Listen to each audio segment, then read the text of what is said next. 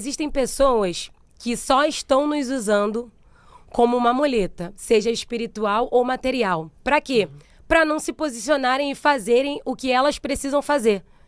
Às vezes, você está num campo de utilidade tão bom que as pessoas estão dizendo assim, não, deixa que ela resolve. Só que ela pode resolver. Deixa que ela vai. Só que ela pode ir. E ao invés de você estar sendo utilizado para algo que se tornou seu chamado, você está sendo utilizado como muleta para as pessoas. Se você for pau para toda obra, sempre vai ter obra. Então deixa que eles resolvem. Porque se você larga a mão, você está dizendo assim, vamos ver então agora se você tem capacidade de resolver. E é verdade, Yang, eles resolvem. Não do jeito talvez que você resolveria, porque tem um ditado que diz que se você quer bem feito, faça você mesmo. Eles podem até não fazer bem feito, mas eles vão fazer. Só que se você não se posicionar para se colocar no seu lugar de quem ajuda e não de quem é muleta, eles vão desenvolver muito mais do que você. Entende? Eles têm capacidade Eles têm capacidade de fazer sozinhos. Só que se você sempre intervir, sempre querer resolver, eles vão sempre contar com você e a honra às vezes não vai chegar. Porque existem pessoas que não sabem tratar você com princípio de honra. Eles conseguem tratar alguém de fora na cadeira de honra e você que está sempre sendo papa toda obra, não tá fazendo isso porque é íntimo. Porque hoje, eu não sei se você já passou por isso, mas é assim, é teu amigo, tu tá lá quebrando o galho dele, que furou o pneu, você vai buscar, tá precisando de um dinheiro, você vai emprestar, mas a cadeira de honra é pro estranho. A oferta de honra é pro pregador estranho. Você que tá lá toda semana, às vezes, ajudando em uma campanha. Não, você é de casa, vem pra abençoar. A gente tem mania de abençoar quem é de fora e de dizer obrigado pra quem é de dentro. É por isso que a gente precisa entender. Deixa ele fazer sozinho, porque quando é pra outro tem honra e quando pra mim não tem, então não tem como. Deixa que eles resolvem sozinho. Nesse ponto, inclusive, eu penso que quando você é um missionário, um pastor, um pregador, tem também muito daquela questão das pessoas que elas realmente te vê como um amuleto na questão espiritual, que toda hora ele quer oração. Qualquer coisa que dá, um problema que dá na vida dele, ele te liga 3 horas da manhã, ele quer oração, ele quer revelação.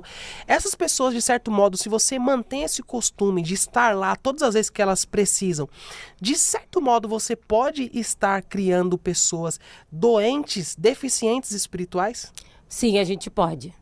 Porque qual que é a desculpa do paralítico no tanque de Betesda? Jesus chega para ele e pergunta, você quer ser curado? O foco de Jesus é curar ele. Sim. Aí o que ele faz? Ele não precisa de amuleta só para perna, ele precisa de amuleta para alma. Porque o tempo de espera no Betesda só revela a nós uma coisa. O problema não é estar numa posição deficiente. O problema é quem eu me torno quando eu estou nessa posição. Sim. A resposta que ele dá para Jesus revela o que aconteceu com ele no processo de espera para o milagre acontecer. A resposta de Jesus é, não tem homem algum que quando a água é agitada me coloque no tanque, mas enquanto eu vou, vai outro na minha frente. O que Jesus está dizendo para ele eu quero curar você. E ele está dizendo para Jesus, eu quero que você faça alguma coisa para me curar do que fizeram a mim. Porque ele não está atrofiado só da perna, ele está atrofiado na alma.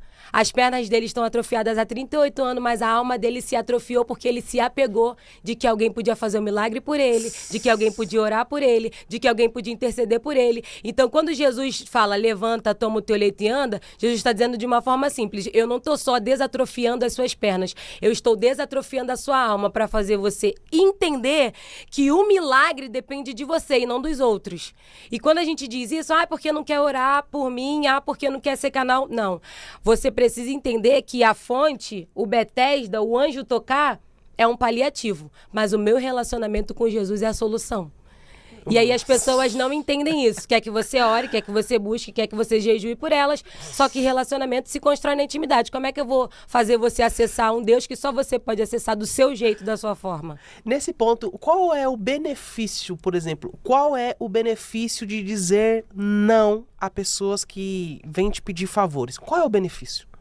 Fazer elas terem sede de Deus. E fome para que elas busquem de verdade a Deus. Porque eu sempre achei minha mãe uma mulher de Deus. Uhum. Deus revela as coisas para ela tem discernimento, ela tem intimidade. Só que chegou um período que se eu não orasse para buscar em Deus a revelação para os próximos passos, Deus não ia revelar minha mãe. Eu que tinha que buscar essa revelação.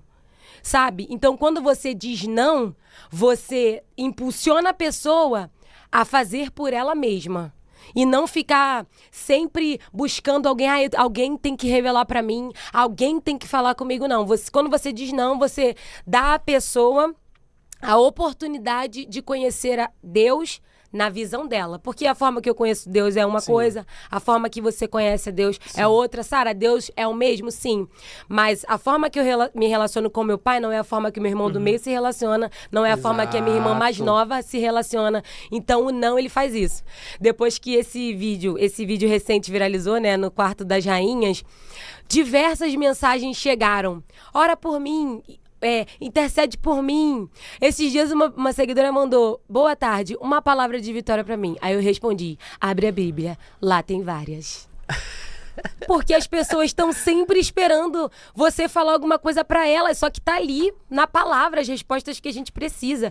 E aí a gente vive uma geração, vive um tempo em que as pessoas querem tudo pronto. Eu quero aqui uma palavra motivacional, vou botar lá no YouTube.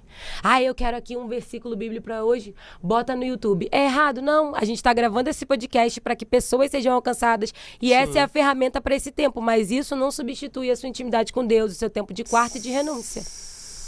Muita gente, então, está trocando o seu tempo de intimidade por paliativos. Porque isso aqui é um paliativo. Você vai ouvir que palavra tremenda, que palavra poderosa. Vou colocar em prática. Mas Oséias diz: conheçamos e prossigamos em conhecer ao Senhor. Exato. Eu costumo dizer que todas as nossas adversidades, tudo aquilo que a gente passa, revelam o caráter de Deus a nós que nós ainda não conhecemos. Por exemplo, eu cresci num ambiente de escassez. Meu pai era dependente químico, só minha mãe crente e eu acompanhando ela. Por diversas vezes, faltou coisas na minha casa, como o alimento básico. E ali eu entendi depois que Deus queria se apresentar como Jirê. Se você contrai um câncer e você sempre tem provisão, já não é mais o Jirê. Deus quer se apresentar como Rafá. Como Rafá. Porque este caráter de Deus eu ainda não conheço. Então eu preciso passar por este processo para conhecer Deus por um lado que eu ainda não conheço. Entende? Então, é isso.